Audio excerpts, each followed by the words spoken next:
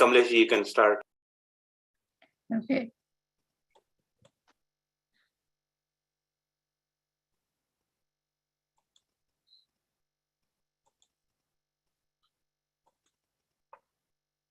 Okay, namaste everybody. What happened here?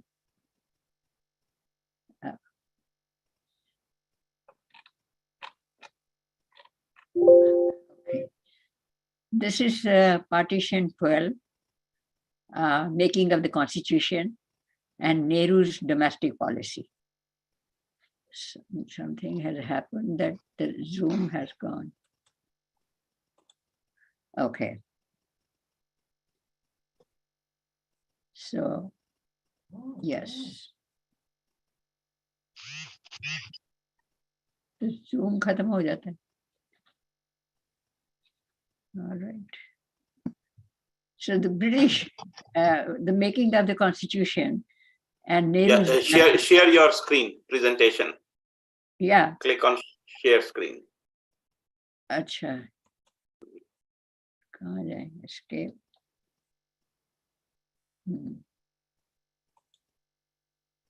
So share screen ही करिए.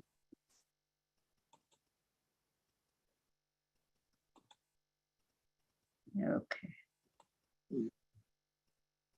अब बात बनी.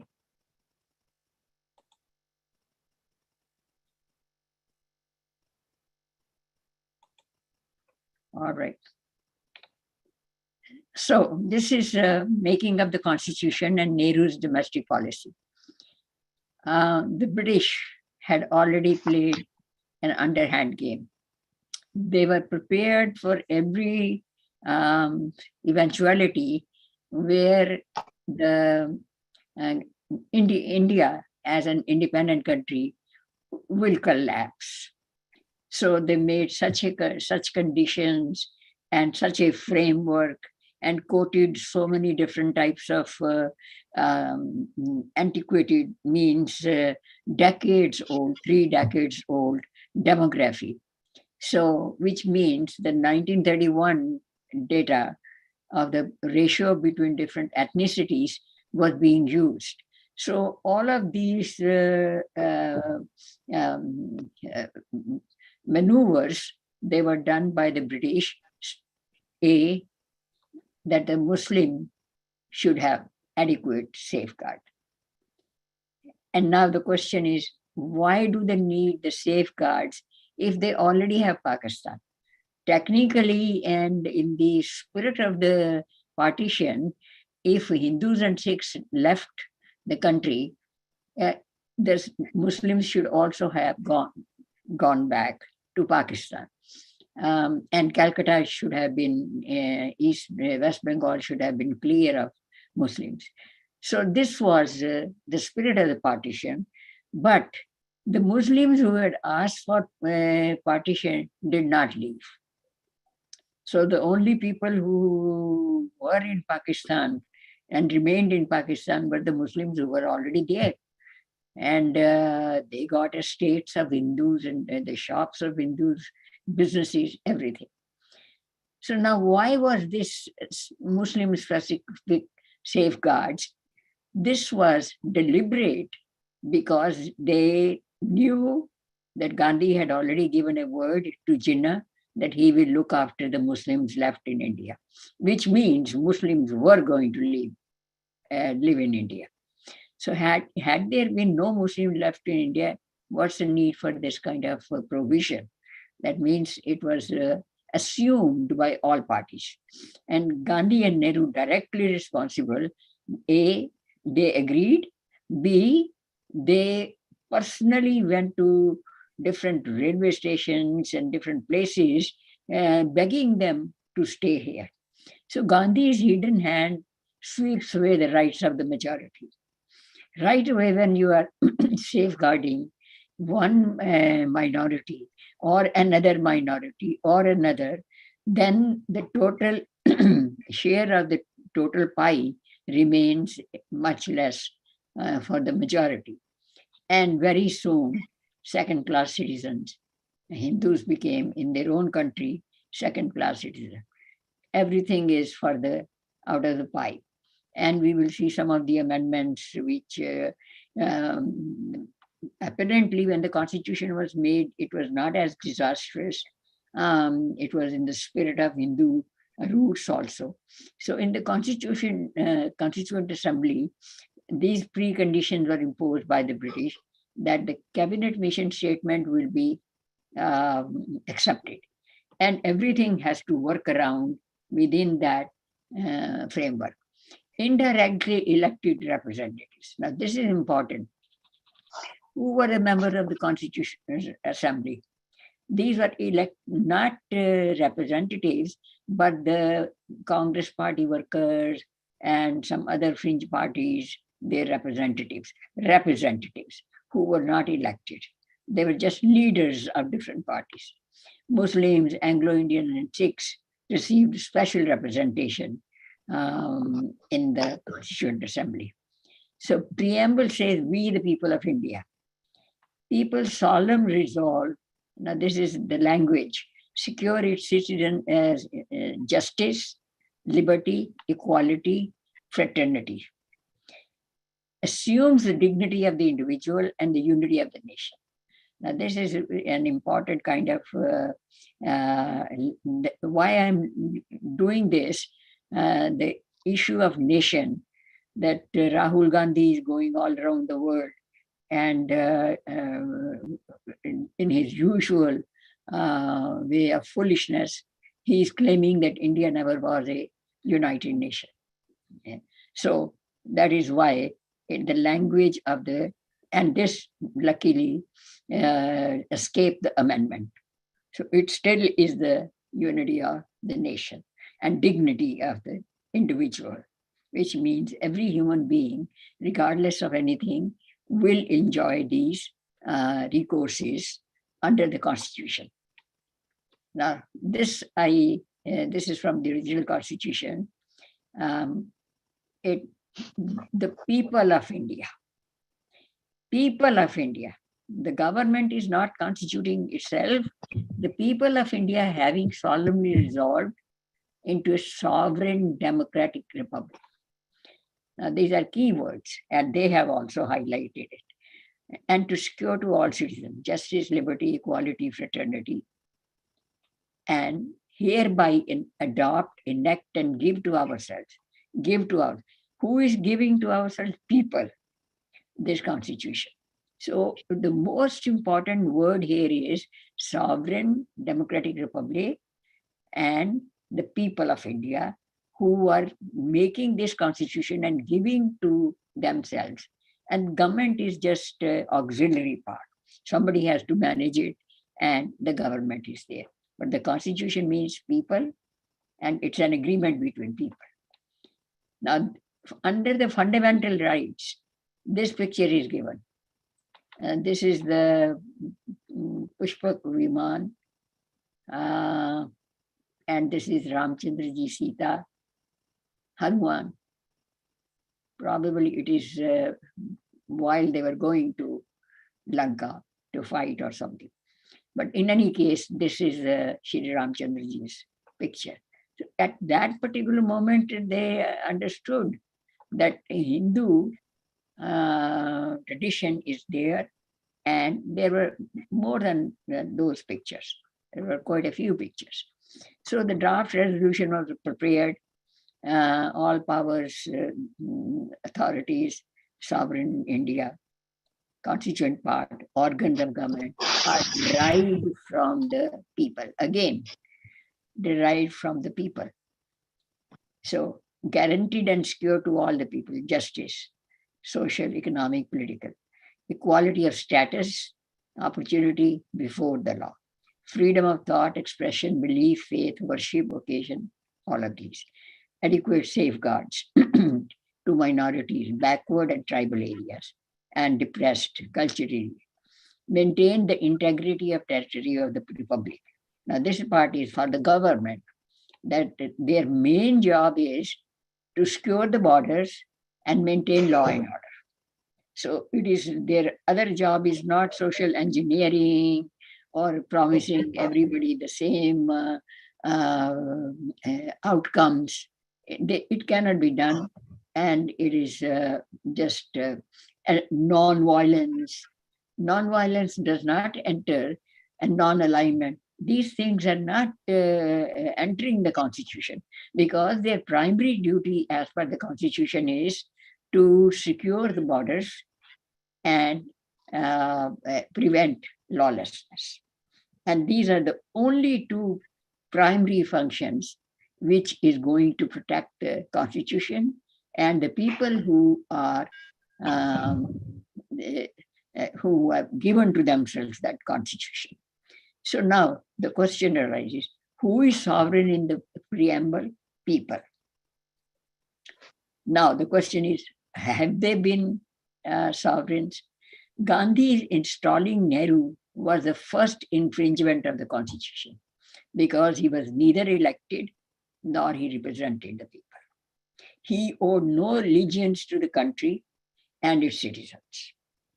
So all of those people who were making the Constitution, a lot of them were patriots, most of them were, and lawyers also. So stipulation was that referendum will be held, because Rajendra Prasad refused to sign the Constitution. He was at that time chair of the Constitution Assembly, and he refused to sign. And then his objection was that where are the people? They have not agreed yet. So his idea was that it should be put down to people for referendum, and when it is agreed by, then it should be implemented, not before that. So Nehru said, okay, we'll get it done. Let us start the government and implement. And he, of course, he never meant to have referendum, and he never had. In fact, his remark was so queer. Later on, when Patel reminded that, hey, what happened to the referendum? And he says, who cares to share, have the opinion of the cattle? Now, what's the difference between Churchill saying dogs and Nehru saying cattle? So this is how much he cared for the people. So subversion of the Constitution started right away. And within the next 3 years, we will see what will rapidly going to happen. So there will be amendments, new articles inserted, presidential orders, that also, ordinances. And soon the government becomes an octopus. From every side they can, if this side fails, this side will grab. And I'll give you an example of that.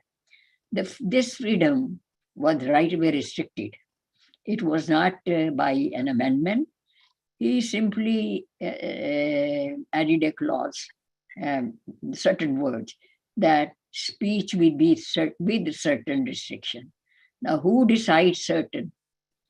What are those restrictions, and which were they? Nobody ever specified. This was to contain Hindu voice, because by the time Gandhi died, and there was ban on publications, Hindu publications, Hindu assemblies, social groups, reform groups, and all of them, their papers and publications were banned. And the whole community was held guilty for the crime of Godse. So Brahmins all killed just because Godse was Brahmin. And that shame of killing is still hanging on the Hindus as a community. So if Hitler was a madman, that doesn't mean that Germans have to, for all eternity, they should be having a tag that they are guilty. All Christians were not declared guilty after the war. So these are some of the very important issues that people do not or are not curious to know. What is in the original Constitution, and how did we reach a place where we are not able to come out?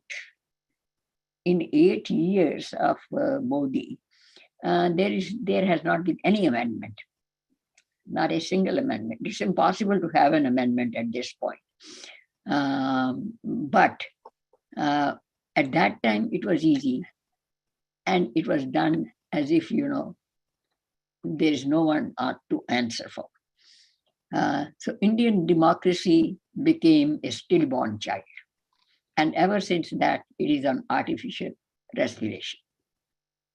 So on the name of socialism, on the name of secularism, we are going to do this. So every restriction that came with under this label, socialism. You see, socialism means you are denying people with merit opportunities. So this is where they were. And on the name of secularism, this was absolutely a word that Patel was very seriously angry. But as soon as Patel died, he introduced the word socialism. Now it is socialist republic, sovereign republic. And secularism was later added by Indira Gandhi in 1975. So constitution becomes a joke. And certain people are privileged for eternity. There's no time limit, there's no restriction. And then he moves to the parliament, Hindu code bills, which means Muslims are independent. They decide their own social system and social justice. But Hindus, code bills, Hindus had to be governed. Their marriage ceremony, inheritance, property regulations, every single aspect of their life comes under Hindu code bills. So they can be attacked for just breathing in India. Right to property. This was infringed. Jamindari system was abolished. That was the right thing to do. But then that does not mean that people cannot own more than X amount of property. You see, this is right to property means that Jamindars will not be exploiting the tenants. That doesn't, they will give equal rights to the tenants to own the share, or they will be shareholders in the crop. That doesn't mean that the right to property is gone, and rent control. So from now onwards, 1950 onwards, they said the landowners, the households will not be able to increase their rent, the owners, landlords. And then nationalization of the companies. Now these are private companies belonging to people for 2-3 generations. And if you nationalize them and give them some compensation, that compensation is not enough because their livelihood is gone. So all of these things with one or other law, as long as Patel was alive, and unfortunately he died in 1950, a Hindu code bill were introduced. Parliament rejected. Twice the parliament rejected. Then Nehru came with the idea that let us split it into 4. So he made 4 different bills and introduced, and they were passed. Muslim law was not touched. Christian law was also not attached. But Christians voluntarily agreed that there is monogamy, and constitution prevails in the property rights. So now judicial recourse. This is another important point that everybody at this point should be aware of what was in the judiciary, who was appointing the Supreme Court, and who was to whom were they answerable. You see, right now it seems that Supreme Court is above everything. They are the God for the nation. They are the God for the people. The executive is under them. Legislature is under them. Constitution can be misinterpreted. The minority can be pleased There is nepotism. You appoint me. One of them, Chandrachud, he appointed Kripal. Kripal appointed Chandrachud's son, and then his son appointed Kripal's son as Chief Justice. It was a joke. So, in the original constitution, what is mandatory? That the president, on the recommendation of the executive, will select a Chief Justice. After that, the Chief Justice, with consultation and concurrence of the president, will be able to appoint other justices and judges. Very clear cut. So the power is with the president, and the president acts on the advice of the executive. So, and that is exactly what is in America. What is happening in America? America, the president is nominating the justices, any justice. It goes to the Senate for approval. There's a whole nasty rounds and rounds of hearings for and against, and eventually the person is either approved or not approved. But he is answerable. There is a process in place. And then the rest of the judges, all the judicial heads, they are democratically elected. So who are they answerable? To the people. If after 4 years, 5 years, they are not capable of giving proper judgments or interpreting the law, they are shunted out. Here in India, the Supreme Court justices are for their life. You see, for life, nobody. And if a younger person is elected, like this one recently, he's a very young person. He'll be forever in the Supreme Court, presiding here, presiding there. This is a disaster. So the judicial recourse is denied. There is absolutely no justice for the common people. People are lingering in the cells forever, waiting for the arraignment. Now, this is a joke. So, what is judiciary doing these days? They are protecting the powerful. In the middle of the night, they'll open the session court will start, and they are powerless to protect the poor because their hands are bound. So now this was the brief synopsis of what were the rights given and how they were bypassed. And now Gandhi-Nehru duo created this framework along with the British. And I'm just quoting this from Mark Twain. He said it in the sense of religion. He said, when a con man meets a fool, religion is born.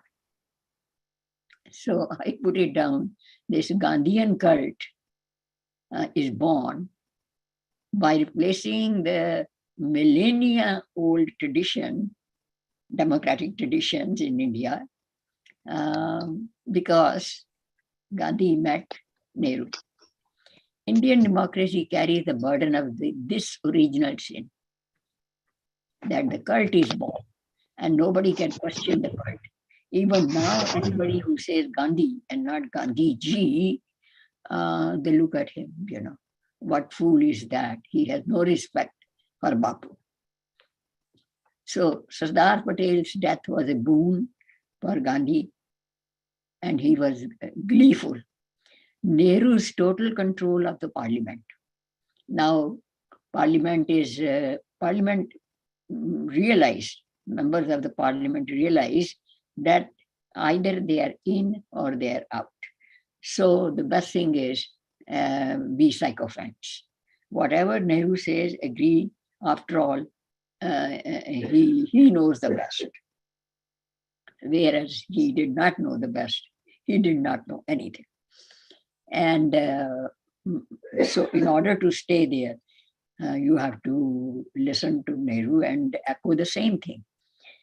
So in 1950, Shyama Prasad Mukherjee questioned the Article 370, and he dared go to Jammu Kashmir. And he was arrested and he died there within 3 days. Why? Because he required a visa. Now the question is, how did the question of visa arise? Jammu and Kashmir ceded, and that is where the restrictions started.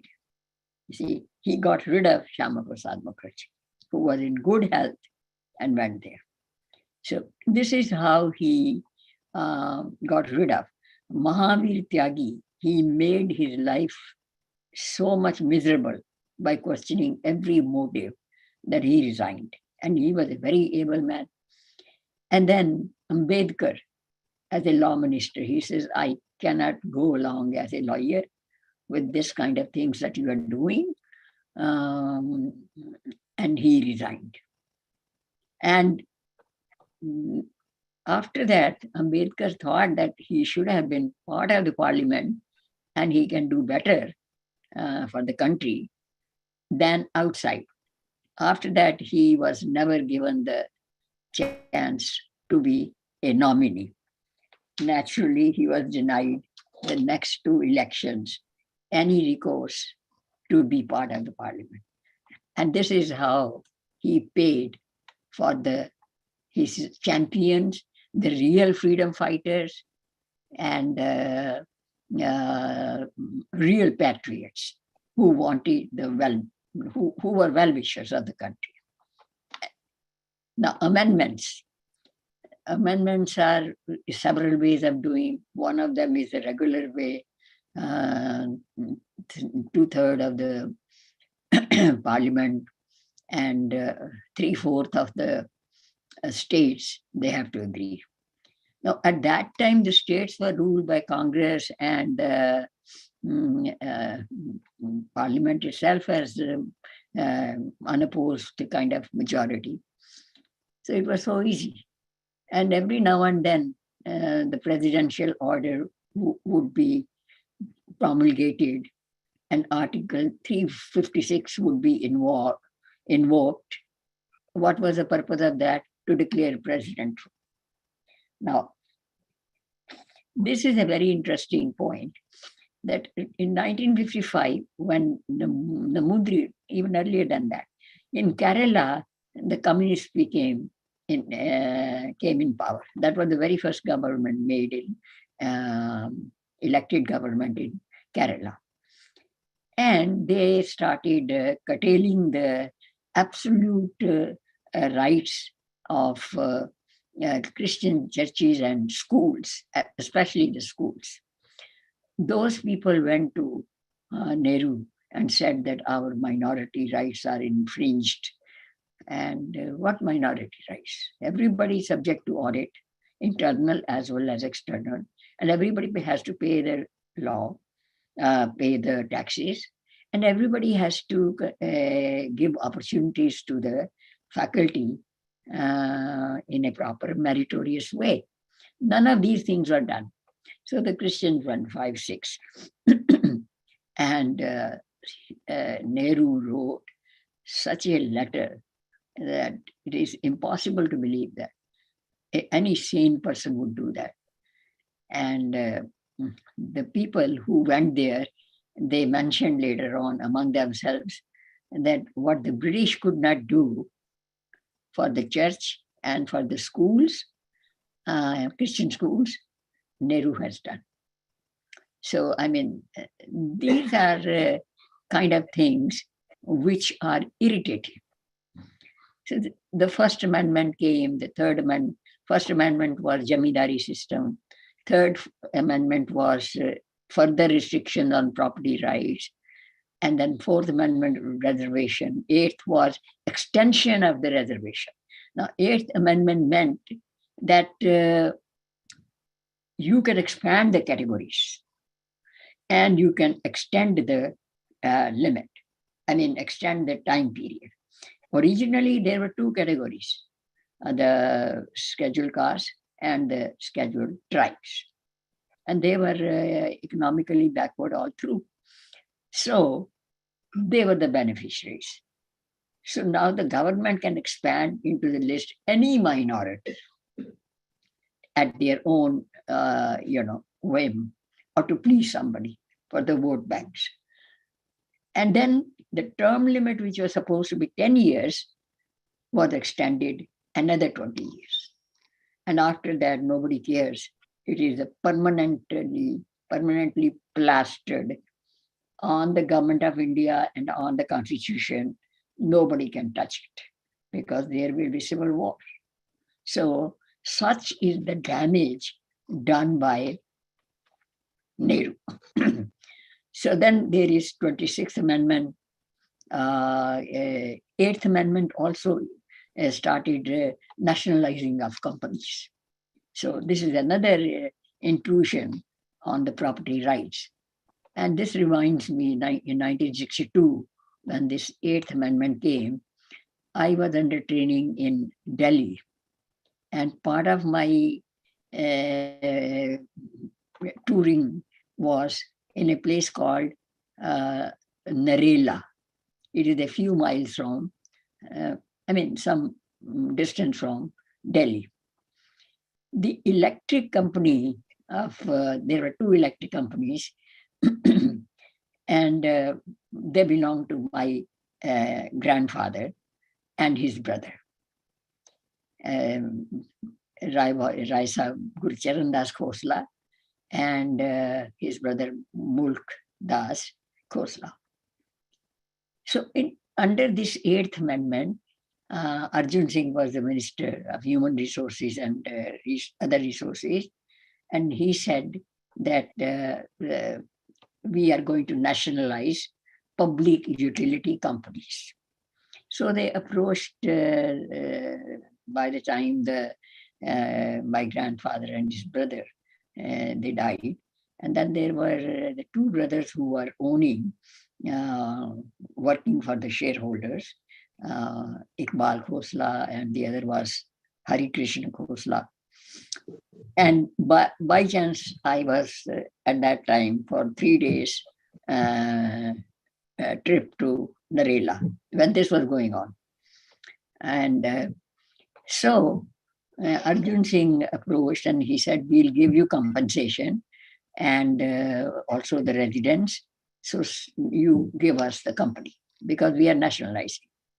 Now, these people said that, no, this is our place, this is our parents' place, and we are not going to sell it. And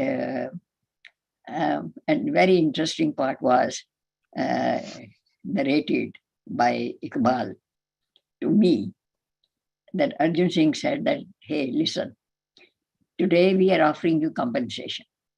Tomorrow we are going to confiscate you. You won't get a penny.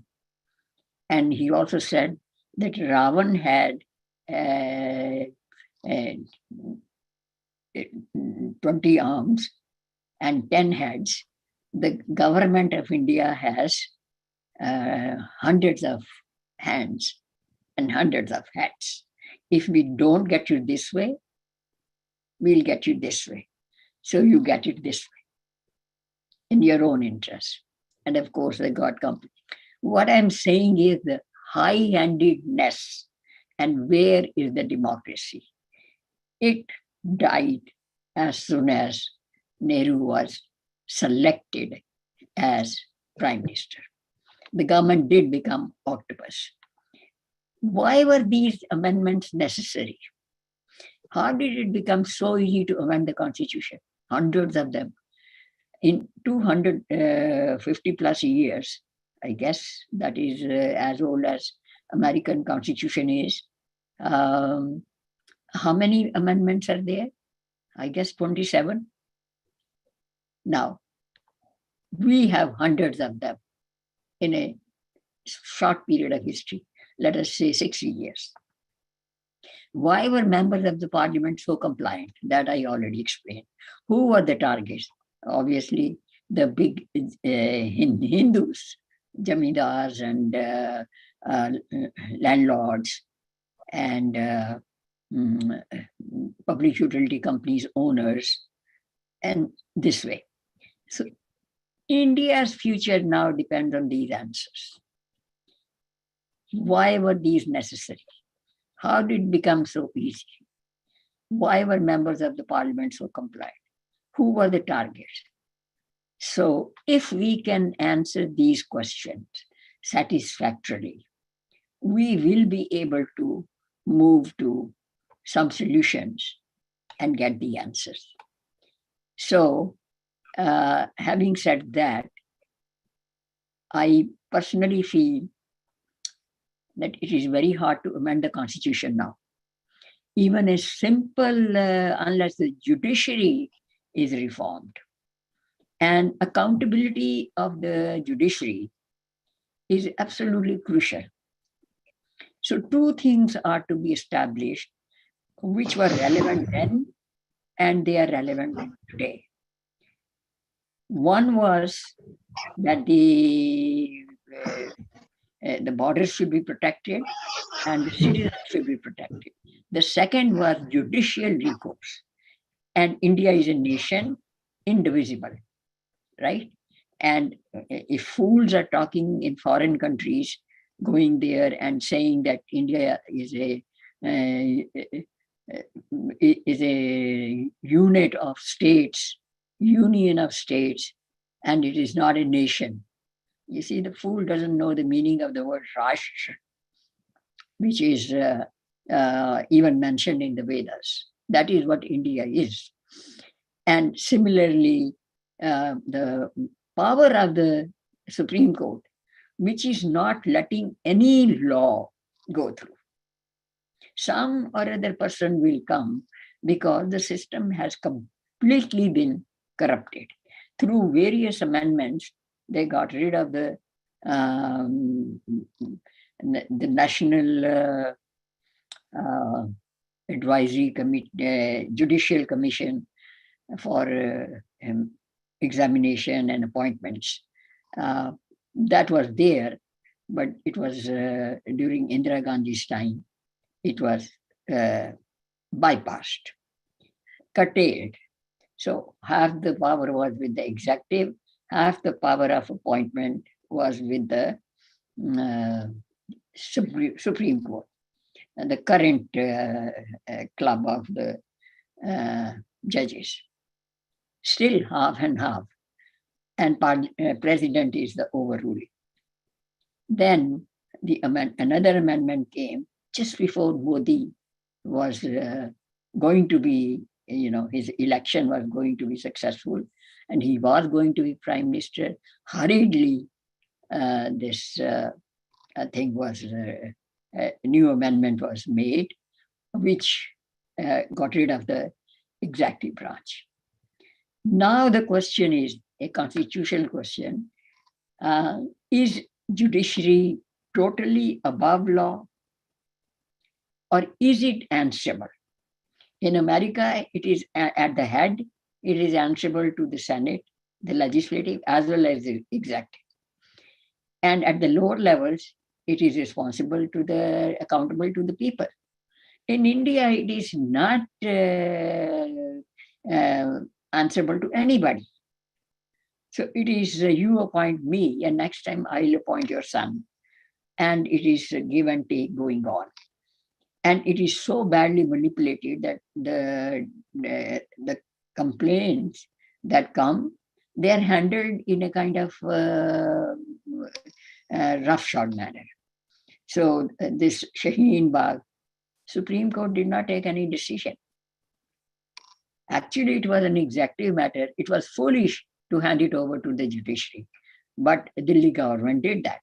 So every time there is a new law which somehow or other infringes the right of any minority or any powerful person, there comes a question of independence of judiciary. To what extent is that independence? So somebody has to solve this problem. Otherwise, Modi's all the plans will not work out, because the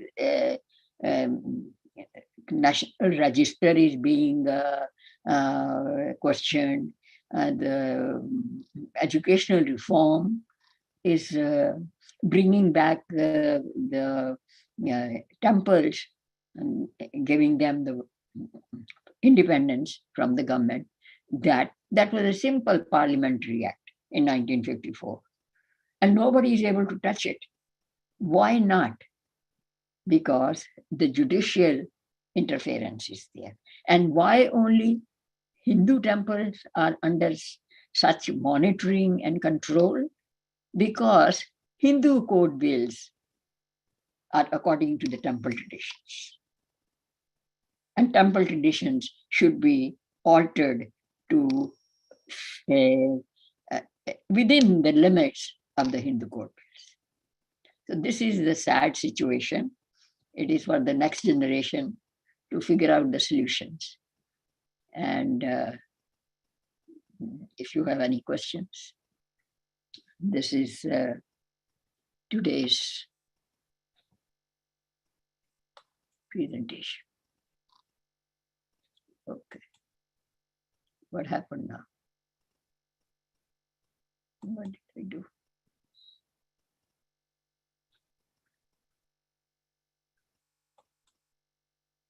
Okay. Full screen. इसको अब कैसे करना है?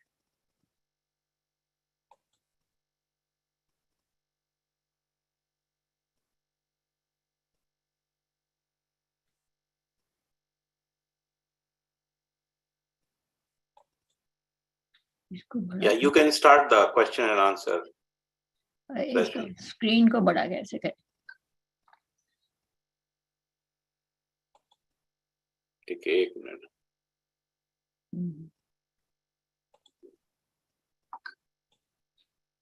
Yeah. Kamlesh ji. Yeah. Yeah, this is Nandi. Nice, I'm getting a lot of information which I never knew. I thank you very much for exposing the truth, which is hidden so badly, hardly anybody knows. Now, my question is, you have mentioned there are so many kind of manipulation faults, but who is supposed to take the lead in this matter? As a common man, I cannot take. I can do practically nothing. But who should be taking the initiative to change this kind of mismanagement of our constitution? You see, my trust is to make people aware. Right now, most of the people, all of the people, majority, does not know these nitty-gritty. Where did we start? What was at that time? And where have we fallen? First of all, I am educating everybody, or at least giving them the developments, evolution of Indian democracy, right? As per Ambedkar, this democracy constitution is not rooted in Indian traditions. That is Ambedkar said. That don't call me the father of the constitution because I did not make it. And it is neither relevant nor rooted in Indian traditions. So that is what started. So most people did not agree with that constitution. Now, the way the constitution was manipulated year after year by the same dynasty, and they knew that Hindus will be hating them, at least most of them, the best thing is to divide them. So they have made 3,600 categories, Hindu Shaivites, Hindu Lingayat, Hindu Jains, Hindu this, Hindu that. So we are fragmented and we are cornered. What does a cornered person does? He is cornered from every angle.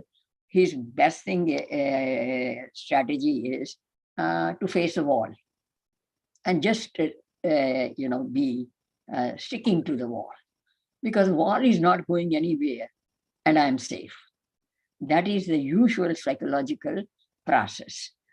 And this is how Hindus have been living. Now, there are so many roadblocks. One of them is that there are too many, about 100 plus political parties, right? And each one of them is a nuisance. Then the judiciary is expanded from 8 people now to 34. So packing up the judiciary, Supreme Court, is another way of tilting the system in the favor of the powerful groups. You see? So unless we go layer by layer, how did things go wrong? When did things go wrong? And now here I am. How do I go up? So, I mean, as far as I am concerned, unless Hindus are united and they think like a community, think like a team, think like a nation, and be proud of their heritage. So at the moment, they don't know their heritage. They don't know who invented zero. They don't know how did the Indians knew how to place a circle of the same square footage into a similar kind of square. The area is the same because that is how Havan kunds are made, the round thing in. So what I'm saying is that there is a multiple issues which need first to be brought to the attention of the people.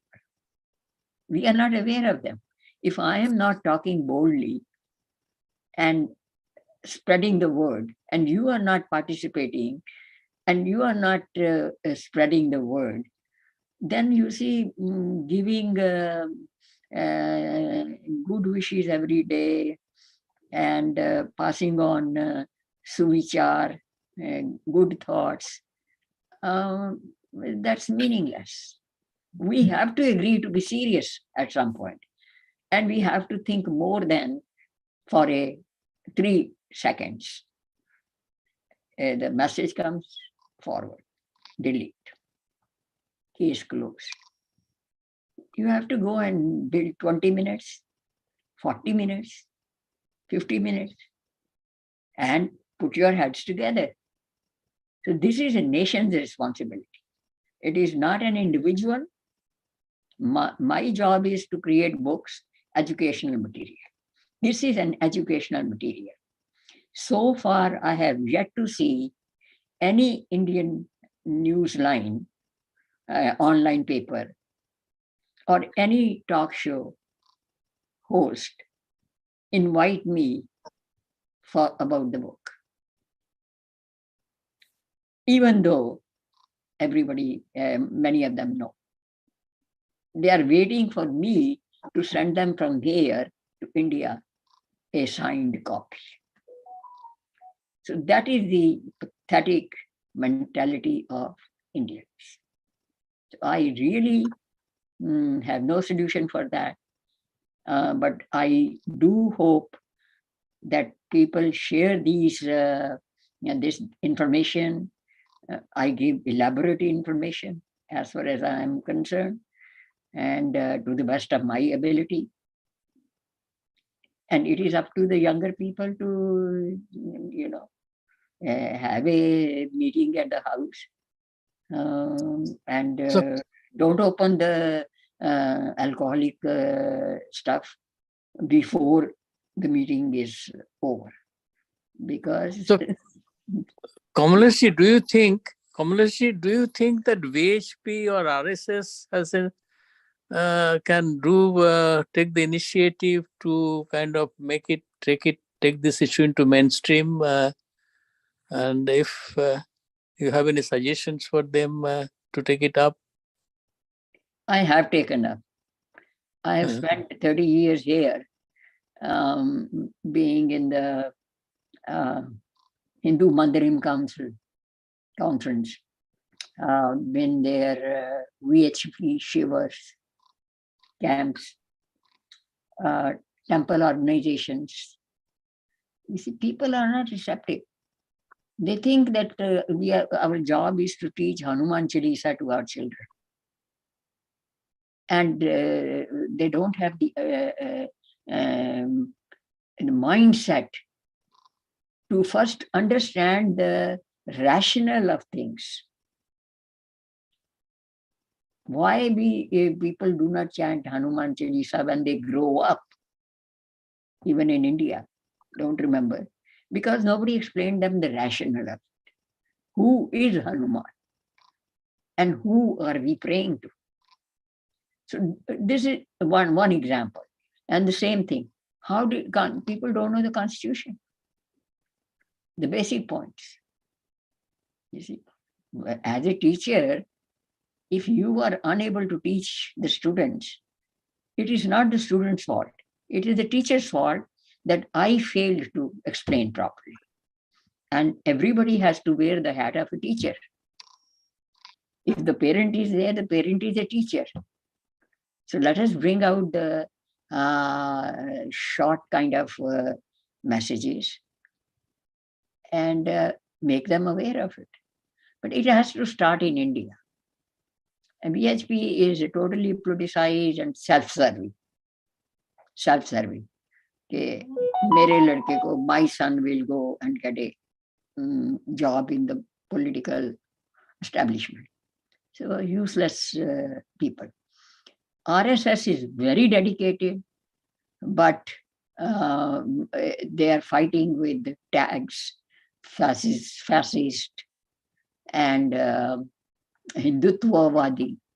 My next research paper is on what is Hindutva. And somehow or other, even scholars are saying, we are devoted Hindus, but we don't believe in Hindutva. It is like saying that I am a human being, I don't believe in humanity. I'm a person, I don't have a personality, I don't believe in that. You see, this is the kind of nonsense people talk at random without going into the linguistic of it or the rational of it. So you see, at this point, it's a fight. And one person cannot be fighting at every front. And fight is usually frustrating. So do something which you can do. What I am doing is because I can do. I can research and I can teach and I can speak out. That is where I am. Initiative has to be taken by young parents to teach their children their responsibilities, duties. It has to be in India. Forge a nation. And Modi and Yogi are trying their best. And hopefully, if there are some solutions immediately, without attacking the judiciary, just suggesting that who are you accountable to? Who is going to challenge your existence and validity? And why should be permanent? Your position should be lifelong. So these three questions, and bring it in the parliament for in the nationwide campaign, that they should be accountable. Let us see the constitution of France. Let us see the constitution of America. And let's see who they are accountable. So let's do something similar. And what was in the original constitution? Where are we now? Why did it degrade to this extent? So these are serious questions, and it requires serious thought. See, Kamlesh, now, maybe there is one thing that may be a possibility, say like, sending a petition to the president, all these petitions that are sent for different issues, human rights issues. What your petition is, the president already knows. And the president knows the limitations, and they are working through those. Pradeep ji, आप कुछ कहना चाहते हैं? Pradeep ji? हाँ, Sorry. नहीं ठीक है हाँ. Now, yeah, I agree with whatever you said, and one more important thing that people recite Hanuman Chalisa in temples and go ring the bells. That's good, but more important thing, and which is more needed in this time, is to teach about Hinduism, being vocal about Hinduism. And it is not being defensive, it is going to be on offensive. Because in US only, I'm seeing so many people attacking Hinduism and Hindus from every corner. And most of the people are trying to be defensive. And that is the reason that we are not, propagating our knowledge, we are not propagating our religion, and we are not even telling the truth about the Hinduism. And as you said, yeah, it is certainly, a problem that in US, when I speak to people in, their language, I can speak Hindi, I can speak Bengali, but people try to talk to me in, English. It is, not our, Hindu language. So there is a lack of, unity. They know Hindi, I know Hindi, and they're trying to talk to me in, English. That's, such. Yeah. There is one more question. So, yeah. But that is not the problem. First of all, Hindu is not an ism. Right away, we face. The moment we use the word Hinduism, we do not know what Hindu is. So Hindu is a dharma. It's a cosmic reality. How we adjust to it, that is dharma. So it is not ism. So unless we understand it rationally, we'll be always on the defensive. It's like any other. Kamlesh ji एक चीज मैं कहनी होगी वो ये है कि we need to say Hinduism is a solid religion. It has principles. It is not a religion. First of all, religion. No, I have to say that. If I don't say it is a religion, then we cannot fight other religions. That is the point. People say everything is allowed in Hinduism. Beef is allowed. This is allowed. No, it is not allowed. Hinduism has principles. And if you don't follow that principle, there is no Hinduism. Yeah, you are not Hindu if you don't follow, principles laid down by Hinduism. It is a solid religion. It has, solid principles. And people are trying to make it too flexible. Making it too flexible is trying to destroy it. Communists use this, stuff. It is too flexible. Okay, you can do anything in Hinduism. No, you cannot do. You cannot eat beef in Hinduism. Cow is our mother. Yeah, you cannot eat it. You eat it, you are not a Hindu anymore. That is how we have to say. In Islam, everything is strict. Muslim, okay, can give a fatwa. You are not a Muslim if you don't do this thing. You eat pork, you are not a Muslim. And there is a question. Okay, you are fine, you are Hindu. And there is only 1 minute left. May I take a question from Shalini? Please unmute yourself. Yes. Yeah, good evening, ma'am. Good evening, ma'am. Thank you for your inspiring speech. I'm from Jammu, Kashmir, particularly from Jammu region. I teach in a college. Like you were saying that the youngsters will have to do something about it. I have taken over my heritage club of my college and cultural club. And through that, I take my students to places, important temples, old temples and forts, so that they realize, what are their roots, what are their origins, what kind of glorious history once we had. So slowly and gradually, we are trying to bring subtle changes, because students from other religion, they are very much aware about their faith, but it is the Hindu students who are a little away from their dharma. If I'm using the word correctly.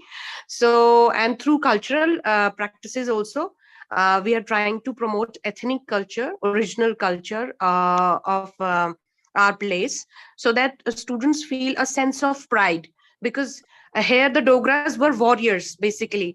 They were very brave people, and still most of the generals and people in the army, they have protected this land for so many years and centuries. So we try to instill a sense of pride in them, that you belong to this community and you have to uphold that pride. So this is a little effort which we are doing from our side. Very proud. If you get in touch with me via email and give me your address, I will guide you in 20 minutes how you can teach a child the basics of Hindu Dharma, which that person will never forget. So that is my guarantee. If you give me a child for 20 minutes, and if you want to have a face-to-face meeting for 20 minutes outside these sessions, I guarantee you I'll give you in 20 minutes the very essence of Hindu Dharma, to which nobody ever can answer. No religion has a leg to stand. Okay, so that will Sure. be separate. Unity and Dharma itself, and where do we go? Okay, so Sure, ma'am. So, Sure. Kamlesh ji, Hanji, still we are not solving the issue about reforming the constitution and judiciary outreach, I So- cannot solve. Yeah. I said it is the next generation sitting in India. Our job as elderly people is to make them aware. You see, all these 50 years of experience and reading and researching, thousands of pages, I am just able to create awareness. So, And activism is a whole different thing. And that you army find out people in India.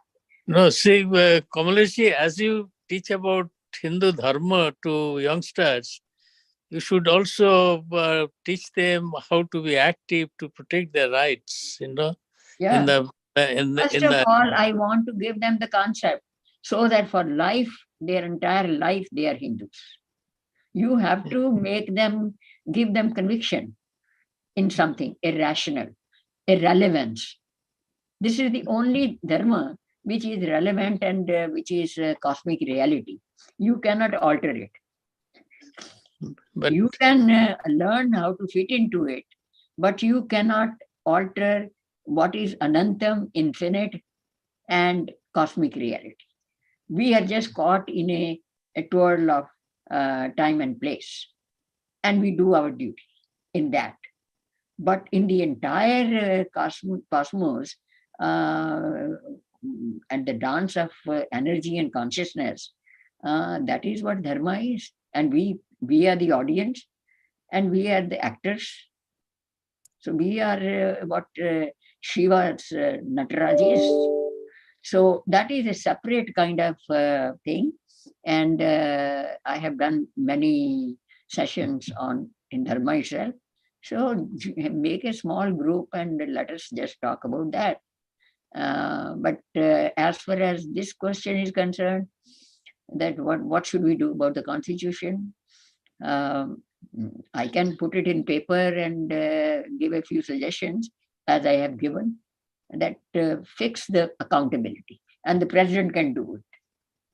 Let's have guts to ask, who are you going to be answerable? You cannot be answerable to yourself, and you cannot be appointing yourself, right? yes, see, Somebody has to appoint and somebody has to be responsible for it. The so decision. Kamlesh ji, this is actually, this is reforming constitution, in my understanding, is part of the Hindutva too. We are trying to protect the dharma. No. Otherwise, somebody else can come and politically they kind of run over us, So whenever you teach Right any... now, we are on the defensive. How to protect ourselves from the current government setup? Yes, see, that how is... to fight the system, Yeah. right? System. Yes. So leave aside Hindutva. That is dharma is a personal issue, and leave it out of the realm of that, because the focus cannot be diverse. Focus on one thing. fix this, fix the constitution, fix the system. And fixing the Hindu Dharma, understanding of it, that is a separate issue. Let us deal it with in a separate way. Mixing two together, it becomes like, our fight is with other ideologies. We are fighting the communist ideology, we are fighting the Christian ideology, we are fighting that cult. That won't work. So leave aside Hindu Dharma out of the battle, which is purely political. No, Hindus see, are victims. like Sai Deepak is, talking about the temple control, politically. So they are trying to use politics to control our dharma, to control our dharmic, ideologies and everything. So this is, I think, is a part of the Hindutva we call, and we have to fight necessary in the political arena also to protect our dharma. Yeah. So, yeah. So whenever you teach any small organization or big organization, when you teach Hindu Dharma, you also mention that this is how our Dharma has been curtailed and abused and restricted. So that has to be removed. And I have already done that. There are YouTube lessons are there.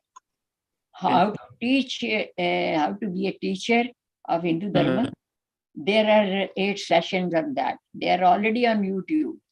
It's if nobody wants to read them.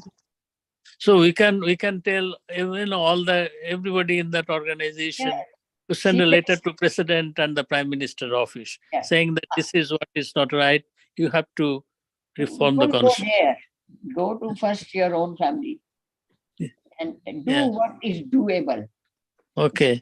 Don't expand your realm. I am doing what is doable. If I go to all kind of utopian ideas, my life is not that long. No, that is that is very understandable. It's not one man's job, and this needs participation by everybody, in the society. We will make those Hindu Dharma lessons, how to teach, and what is the basics. I'll ask Rajiv ji to put it in the public domain. I don't know where they are. They are on my Google Drive, or something needs to be done to bring it up. Okay. So if he does that, you can all, they are self-explanatory. Yeah. Okay. See them. Okay. So. Yeah, Rajiv ji is actually doing a great job. Oh yeah. If we just tireless, selfless. Yeah.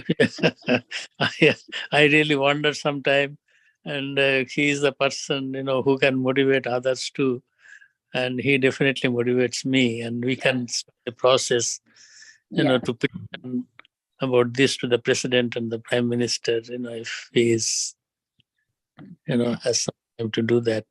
Yeah. My job is first to reach the family, the community, and the rest is step by step. There are always building blocks. Yeah, surely. Never start from the third step of the ladder. You always start from the first step. So. Okay, I think we are done for the day. So again, in 2 weeks, we'll again meet up and continue. Yeah. Thank you, Kamlesh. Thank you, everybody. Yeah. Namaskar. Hearing from